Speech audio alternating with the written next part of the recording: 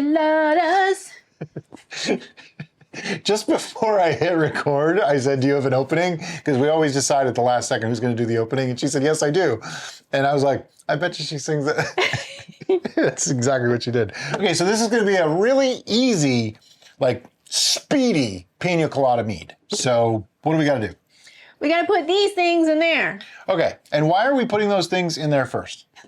Because we're going to take a gravity reading of these combined elements prior to putting in our honey. That way we know what our gravity reading is with the sugars inherent in these before perhaps accidentally overboarding it with honey. Okay, so this is Lakewood Pure Pineapple, and the ingredients are pineapple juice from concentrate. So it's just pineapple juice. There's no ascorbic acid, there's no nothing. And we are shaking these up to get all the good stuff off the bottom, also known as the goop. And literally just gonna pour them in. By the way, everything here was sanitized in the red bucket of sanitization! Which is basically just a big red bucket with star sand mixed to the manufacturer's suggestions with water. And no, I am not going to throw this. It's okay to let some air into here now. That wasn't me. So the next ingredient we're going to add is coconut water. Now, many of you who are familiar with the actual Pina Colada cocktail are probably wondering, well, why didn't you just use coconut milk? Good question, but we have an answer for that. And the reason being fat. Yeah. Fat in there could possibly rot and not go nicely in a fermentation. There's a specific word for it that I can't think of right now. Rancid? Rancid, that's it. It'll go rancid or could go rancid. So we're trying to avoid that happening. Also, we have been experimenting in our culinary venture of using coconut water rather than coconut milk to get that coconut flavor minus the additional calories. It's actually working really well. Now this particular one is C2O coconut water, the original. They have several. And this one is coconut water and less than 1% sugar. So there's really nothing else in it. But the fact that it's water basically is perfect. I mean, you see it's clear.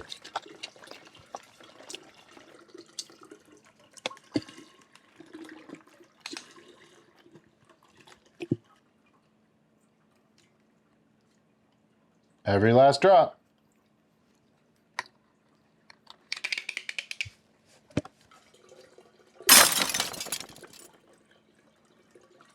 It didn't even bounce.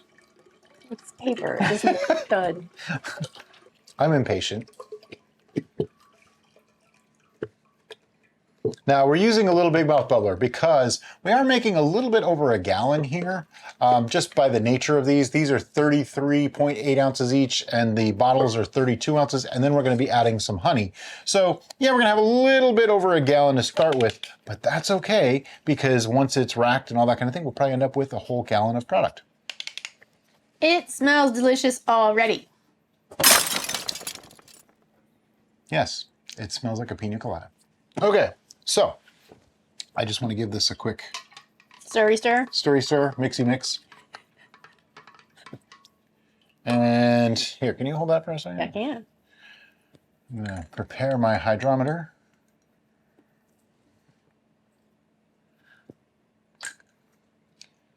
Now, normally I have an idea of how much honey to add. This time I don't, because I don't know how the sugars interact with that juice and the water, so I want to get a reading on the must as it stands right now to know about how much honey to add to bring it up to our chosen gravity, which is in the 1.100-ish range. I assumed the juice would probably be somewhere around a 1.050 because they usually are. And the water, I really didn't think we had to have much because of, 1% sugars. But this only diluted down to literally 1.038. I'm going to take a note on that just so that I have it. Okay, so essentially, if I want to get to a 1.100, it sounds like I need about 2 pounds of honey, because that would be a 0.070 plus 0.038 gives us 1.108. But because we have a little bit more than a gallon, it's probably gonna be a little bit lower than that, but it'll be in the ballpark. So good enough for me. But to measure out 2 pounds, we need the heavy duty scale. Yes. Okay, so very simple. I put it on a scale, tear it out, 2 pounds of honey, and our honey of choice is Bevy's Bees Wildflower Honey. yes. 2 pounds, and we go. See you in a minute. All right, honey's in. And while we're getting ready to mix, I'm going to add in the first of 2 ingredients that are, they're not really optional, but they're extras, okay? If you really don't want to use it, you don't have to, but this is Fermade O, about 2.5 grams in a little bit of water. It's just a little extra insurance. We like to use it. We found that our ferments work a little bit better whenever we have that in there. And I need a, oop, there's one more. The other addition that I want to use is powdered wine tannin. Now, if you don't want to use powdered wine tannin, you can always just use a cup of black tea. You could probably leave it out too, because I was hesitant on adding tannins to this. Not sure if it's really necessary, so I'm going to go with the minimum. This says 1/4 to 1/2.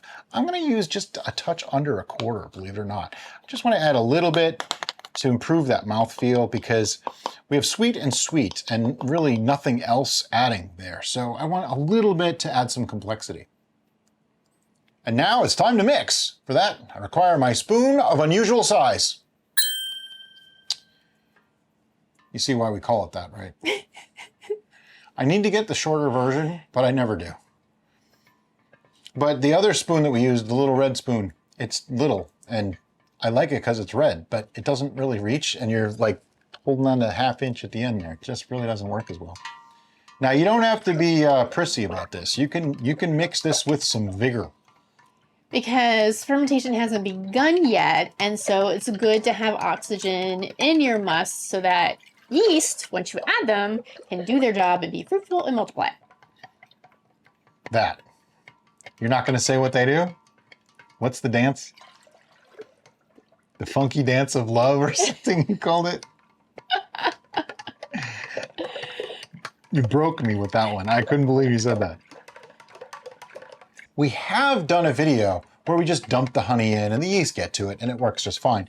But you won't get an accurate reading to start. You can totally get an accurate reading at the end, but you won't know exactly where you are at the beginning. So in order to do that, I'm mixing this up real good. I want to make sure we can get an accurate reading. General rule of thumb, if you think you've stirred enough, go another 2 minutes, just to make sure. Okay, I'm not seeing any residual honey left on the spoon, so time to get a reading. And yes, we re-sanitize everything in between, so that way everything's clean and fresh for the next time you use it.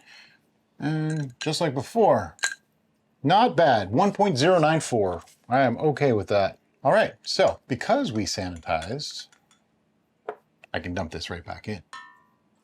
Some people drink it, some people toss it away. We are not some people. Next, yeast.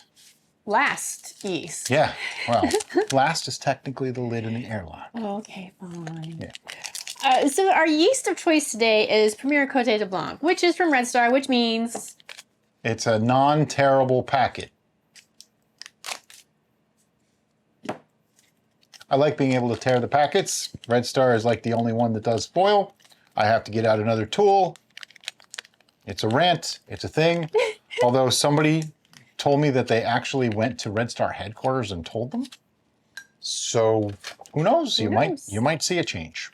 Why are we using the Premier Côte de Blanc? Well, we're using it primarily because it has accentuated its fruity esters. So we want the fruit to be forward in our Pina Colada, so that's why I chose it. It is a slow fermenter, so this may take a little bit of more time, but I'm completely okay for that. Why? Because good things come to those who wait. Because Pina Colada, that's why.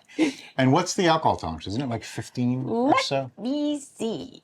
It is alcohol tolerant to 13%. Okay, so we started at 1.094. That's interesting, because this probably will leave a little bit of residual sweetness or be very close to dry. That's interesting because we want this to be a little on the sweet side. Pina coladas tend to be kind of sweet, so that's a good thing in this case. There also is a note here that it has a high nitrogen requirement to ensure the maintenance of its fruity aromas, so it's a good thing that we added the fermentation. And I did 2.5 grams of fermentation to so take care of that nitrogen. Nitrogen need. Yes. Now, you probably noticed I used a whole packet of the yeast and I didn't mix it in. Two things. We use whole packets now instead of half or a fifth packet because we find it's a little more consistent and repeatable and efficient by using the whole packet. It's hard to use too much yeast. Like you'd have to fill this halfway with yeast before it's like too much yeast. And why would anyone do that except to test if you're using too much yeast? And second, I don't mix anymore because see how nice and clean the sides are? Well, when I used to put them in there and mix, some of the yeast got on my spoon, got on the walls, and then those yeast just aren't doing anything. They need to fulfill their purpose in life, and that is to make alcohol for us to drink. So I made sure that they sit on the top, and they will hydrate and fall in, and they'll do their own thing, and it's all good. All that's left now is a lid and an airlock. Yes, you need an airlock. Please use an airlock. I'm gonna make a video on why you need an airlock. Just a whole video about airlocks. That's it, why you need them. But anyway, what are we gonna do with this now? We're gonna check our notes first to make sure that we have everything written down, which I don't think we do. What am I missing? We need volumes. So you rewrote the honey. 2 pounds of honey. So you can mark off the honey at the top that I already put in there. Oh, 2 pounds of honey. Okay. And that we chose Wildflower. Please and thank you. Okay. The pineapple juice, we did what was those, 32 ounces? 33.8. I thought the coconut water was the 33.8. Oh, that's the coconut water. Oh, crap. We're going to rewrite this label off camera. But notes, this is a good illustration. Notes are important. They're going to help you because if you turn out something completely, totally awesome, you want to be able to replicate it and make it again. So, we have our notes. We have our fermenter. We have a good amount of space there, so I don't think there's much risk of it going and everywhere. So this will probably just sit out for a couple of days so we can keep an eye on it because I like to see them going.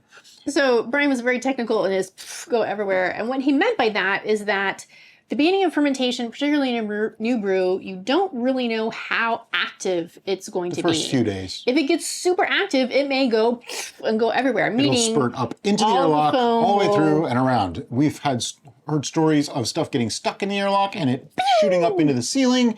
All sorts of things can happen. That's why using an airlock is very, very important, and making sure that you keep an eye on it. So if you don't have a large amount of headroom in primary when you first starting your brew, and it's a new brew and you're not used to the conditions that may or may not occur, it's a good idea to place your fermenter on a cookie tray that has edges to catch any of that overflow and keep it in an area where you can just watch it and see what it does. Not leaving enough headspace in primary, I call that being greedy.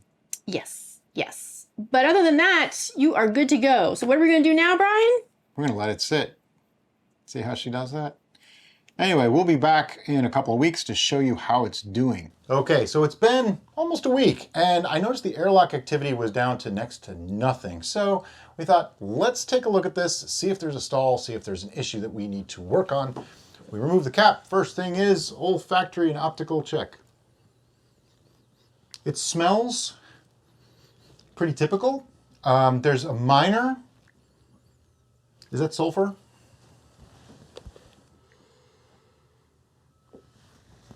It's hard to tell. I'm going to say it's sulfurous, but could be pineapple. Pineapple has such a strong, potent. No, I think that's odor. pineapple. Anyway, regardless. We did notice that there were multiple fruit flies in our airlock. So if you live in an area that fruit flies are a thing, which I think is practically universal except in the wintertime for some places, then you may find you get more fruit flies attracted to this pineapple version of the mead than you would maybe another one. I feel like fruit flies are really attracted to both banana and pineapple. They like mead in general. Okay, so there's a very good reason why this stopped. It's a 1.002. This blew through 92 points of gravity in literally 5 days. That's nuts. So every once in a while someone will ask us, so my brew was going really vigorously for like 3 days and then suddenly stopped. What should I do? Well, take a reading. Because I thought, I would have bet this was stalled. Would have totally, because that's a lot to move in 5 days. Yeah, we started this on Thursday. Today is Tuesday. That's a lot in 5 days. So just goes to show, you never know what's going to happen. And pineapple is apparently a really great thing in pineapple and coconut water. Apparently, yeast really love it. They were having parties in there. Yeah. I am going to pour the sample right back in. Everything was cleaned up. And what I'm going to do, because there is still a couple points there, I don't think it's actually done. I'm just going to give this a little bit of a stir with the baster. I'm not squeezing the baster. I'm just trying to get everything moving again. You can do a swirl if you want to, same idea, but do that with the lid on. There is a slight risk inherent in keeping the lid open and doing this, but I'm trying to not oxygenate. I'm not adding anything new, essentially. There's probably CO2 in here that's coming out. So he's trying to minimize the movement at the surface and maximize the movement at the base. Yes. And what that does is it just gets everybody back up into the solution. And if there's any live yeasts that haven't found sugars yet, it lets them do so. That's my theory. It's not very scientific, I know, but that, that's the gist. Go on. There we go. Yeah, who's boss? Had to find the threads. Okay. And I'm gonna put, it's wet. Here. I got it. Need a dry spot for the tape to each tape. ear. Can't put it on a wet spot. Okay. So what are we gonna do with this now? We're gonna let it sit. It's gonna go back in the fermentation station for probably another week, and we'll be back to let you know how it's doing. Another week has gone by. Time to give the second check.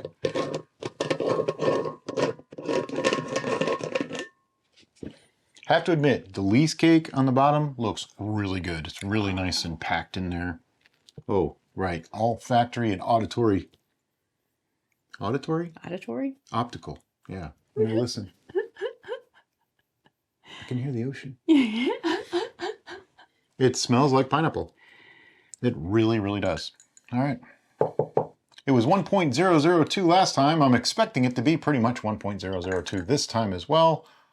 It's clearing up nicely. Not perfectly, but pretty well. We did not put any pectic enzyme in this one because it wasn't necessary. It's not floating yet. Now we're floating. The floating is important because if it doesn't float, you're not really getting a reading. It's just kind of sitting on the bottom. 1.002. Okay, so it has not moved, which means it's done. Now, somebody's going to say, did it stall? From a theoretical point of view, probably yes. But unless everything goes to like 0.990 or below, in theory, everything has stalled at some point. If you look, all yeasts have a certain amount that they'll leave behind in sugars. And some things just have a little bit of non-fermentable sugars in them. 2 points, I'm not even the least bit concerned. But this is ready to be racked. So looks like we got a little bit under a gallon. I'm going to rack it to a, let's do a wide mouth on this one. Okay. No, we're going to do a closed mouth because I forget. This is a 1.4 gallon container to about there. So here is probably a full gallon. Okay. All right, let's do it. Racking is basically just moving from one vessel to another. In this case, it's to get it off the lees. Notice the sample didn't go back in there. It's going to go in here. Because everything was sanitized, it's totally safe to do this. Well, there's always an inherent risk anytime you move a liquid. So somebody's going to correct me on that. But it's very, very, very, very low. Not really something to be concerned with. Just, saying it's perfectly safe is probably inappropriate. And then we put the destination in that one, the source in this one, and I'm leaving the cap on the end here so that it doesn't suck up all that lees. Put it in a few inches, give it a couple of good strokes, and we're racking. At the end of racking, we put an airlock and a bung back in it. Take our notes, racked. Make sure your vessel Make sure the exterior vessel's is nice and dry before you try to tape to it. Yeah, it won't tape. It's stick the label back on, or whatever method you use. Some people use Sharpies right on the vessel, whatever you want to do. And this is going to go back in the fermentation station. And what are we going to do with it? We're going to let it sit. Probably a week, maybe 2. We want that to clear out a bit more, and then we'll be back to show you what it looks like. So another week has gone by. Looks about as clear as it's going to get, and we're not worried about it. Could we add glycerin or something? Yeah, sure. Or not glycerin, gelatin. I always say glycerin. Why do I say glycerin? Could we have added gelatin or something to help this clear more? Possibly. However, it's fine. It's not like it's, pea soup. It's fine. So we're going to rack it to a pitcher. We're going to do our penultimate tasting. Pretty sure you've seen us rack this once already, at least. It's basically the same thing. So we're just going to do it. Time for penultimate tasting, which is our before final tasting or ultimate tasting. This is when we decide, does it need anything? Can we improve it? How to make it better? And it is actually more clear than you think. It's just got a slight haze. On the smell, it's young pineapple. Young pineapple ferments always have this kind of funk to them. It's got the funk. Mm-hmm. Song about that in there. Mm-hmm. And this is quite dry, 1.002.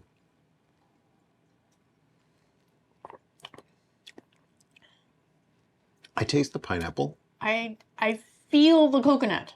Yeah, I detect a little bit of coconut. I don't taste it so much as I feel it. It feels creamier. This needs to be sweeter, though. Well, yeah, but we weren't smelling the coconut, and so getting a sense of coconut in there, particularly since we didn't use coconut milk. Yeah, it's just coconut water. Is really exciting to me. So yay, team. All right, so we used wildflower honey to make this. Do we want to use wildflower again to sweeten it? All right, let's get some honey. All right, we have some very local honey here because just recently we spoke at the Pinellas Beekeepers Association and we were gifted this, which very nondescript, no label. That's how you know it's the good stuff. And it's wildflower honey. I think it's got a cap on it. Oh yeah, look at that. See, look at that. Professionalism. That's some good honey. Mm-hmm. All right. So as per our usual way of doing things, we're not measuring this. We're going to measure it with our palates. So I'm just going to dump some in and mix it through. And literally, about that much, which is probably a 1/4 pound, I would say. I did go ahead and sanitize our gravity reading equipment, and I put it all out here right in front of Brian, so that way he would remember to take a final gravity reading so we can share that with you once we get to the sweetness of our desired personal tastes. Yeah, if you've never seen us do a back sweetening before, or even if you have, I'm going to explain it anyway. What we do is if I told you I'm going to put 1 pound of honey in here, and then you went home and did it in yours, it might be different. Because did we have exactly 1 gallon? Did we have more? Did we have less? So instead, doing it to sweetness level that you like, and then we give you a reading of what ours was, that way you can tell, okay, well, I like mine sweeter than that, or I don't like mine as sweet as that, but you can get it the same, no matter your batch size that way too. So if you're making a 2 gallon, 5 gallon, 4.76 gallon, doesn't really matter. You're putting it to that specific gravity, and it's all the same thing. Now, I didn't add a lot of honey. It was probably only about 1/4 pound, so I'm expecting this probably needs more. You got your lipstick on the glass. It's just chapstick. I know. Barely detectable. Hardly know it's there at all.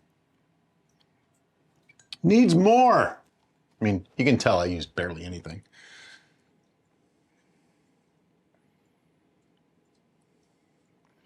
Usually after the first glug that I put in, the first amount, I can kind of gauge how much more I need to put in. And that just comes with experience. After a while, you kind of go, oh yeah, it probably needs a lot more than what I put in the first time, that kind of thing. But when you're just starting out, put in a little bit, put in a little bit more, put in a little bit more. You might have to do it 5, 6 times, which just means you get to taste it more. But that way you don't end up with too much in there and then you can't really fix it because you can't remove the honey once you put it in. Not easily, anyway. Actually, I don't know how you could. You'd have to add more other things. Yeah. Alrighty. And you want to mix it thoroughly each time because if you don't, then you never really know what you're getting. So that's a pretty good sample size there.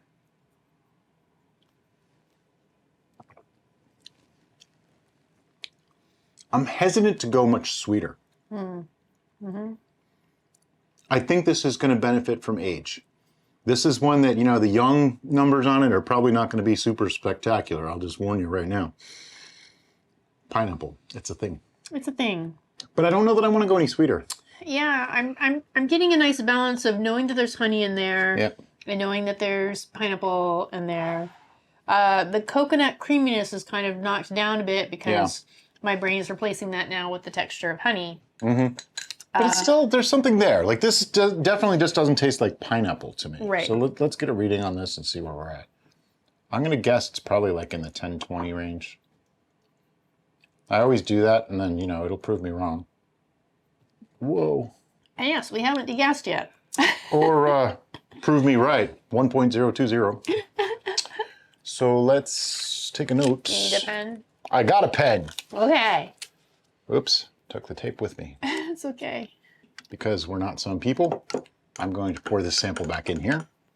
And what we're going to do now is we're actually going to go off camera because we've shown this a million times and it just makes the videos take forever.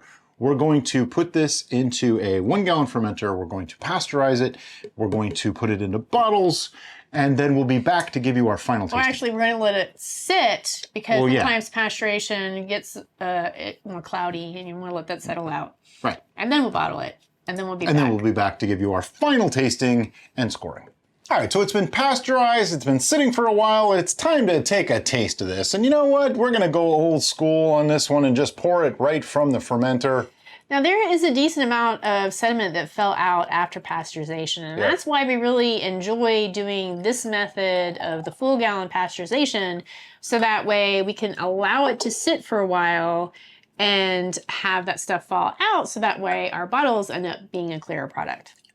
Yep. And that's why I wanted to show you guys what the actual fermenter looked like at this point, so you get a feel for how much clearing can happen. So an interesting thing happened beyond just the pasteurization fallout is that I feel overall the beverage is much clearer now after pasteurization than before we even back sweetened it. It's interesting because there's a haze when you look this way, but I can see my finger right through yeah. it. Like it's probably an 8 on the clarity scale. It's hard to see on camera, and there's really not many ways to show that. It is a bright citrus, orangey, yellow hue.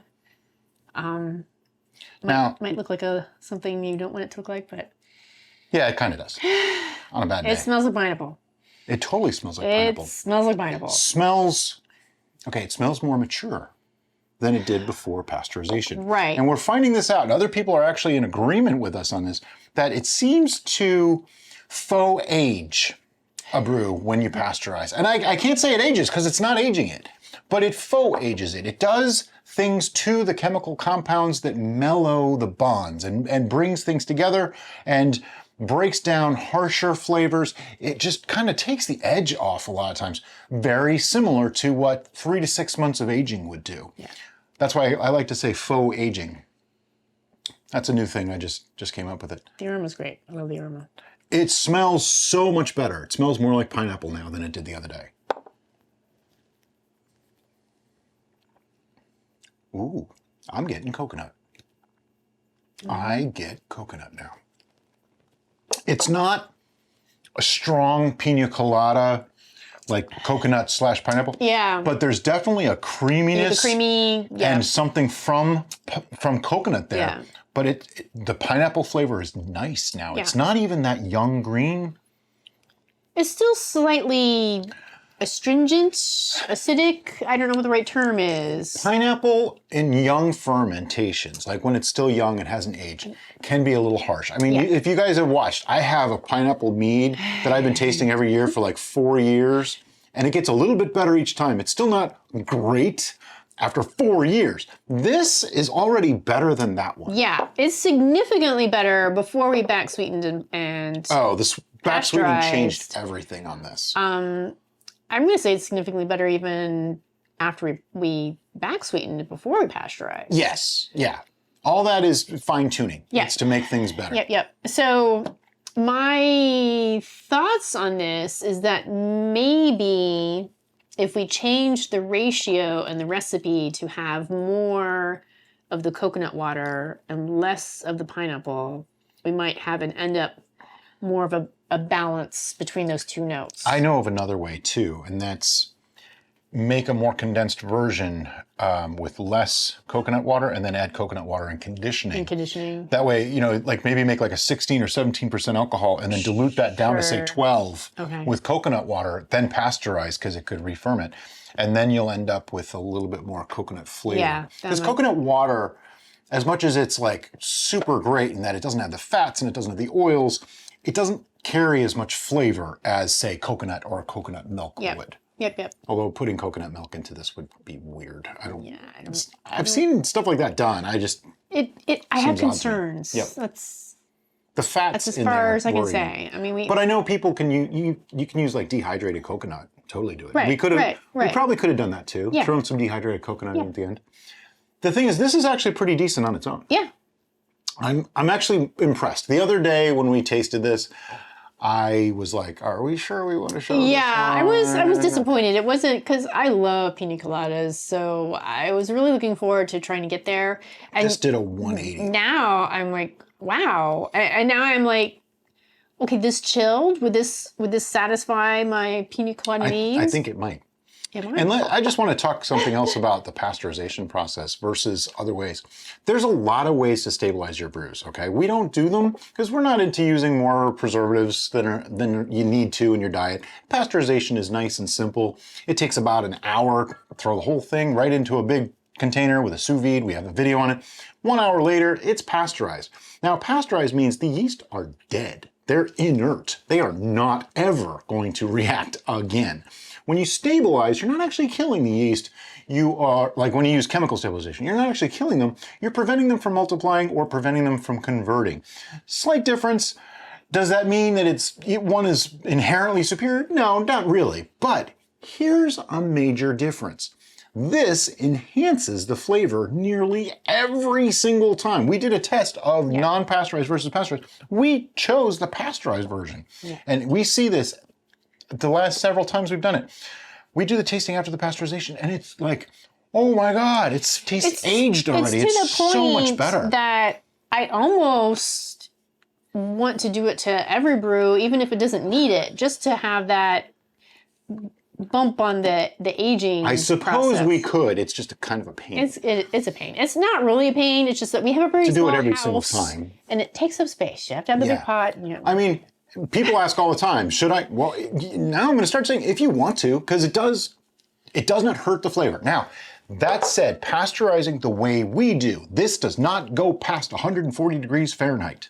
Correct. Beyond 140 degrees Fahrenheit, I believe you're going to start experiencing negative flavor changes or reduction in flavors. For some reason, we've hit that sweet spot in temperature that kills the yeast and mellows flavors, making them a little bit better. I know it's almost heretical to say this, but it seems to actually improve the beverages, okay? It does. That's been our experience. Yep. If anybody has a different experience, let me know. But so far, we've had several people let us know that, yeah, I did that, and it actually made it better. It just seems to do that. It's the things you learn, just kind of awesome. But overall, I like this. I don't hate it. I think it's well balanced. It's got good acids. It's got a great tannic quality. It's got a good mouthfeel. The pineapple flavor, I think in a little more time, like a year, will probably be even better. It'll be more fruity. And since the coconut came through with the pasteurization process, I'm wondering if it'll start to come back even more. It's possible. With time. If the weird little edge that the pineapple has goes away, I feel the reduction of that will allow the coconut to come more forward. And that would be lovely. All right, so now we need to come up with numbers. Yep. Oh, see on that last sip, I got more coconut. It's definitely coming to more of a pina colada feel for me. It doesn't make me think pineapple mead so much as pineapple coconut mead. Maybe not quite pina colada yet, but pineapple with some coconut mead. That's my feeling on it. Anyway, so, okay. Numbers. numbers. Got to think of a number. Okay, I have to judge it as it is now. Our judging system goes like this. 1 through 10. We don't go below 1. We rarely go above 10.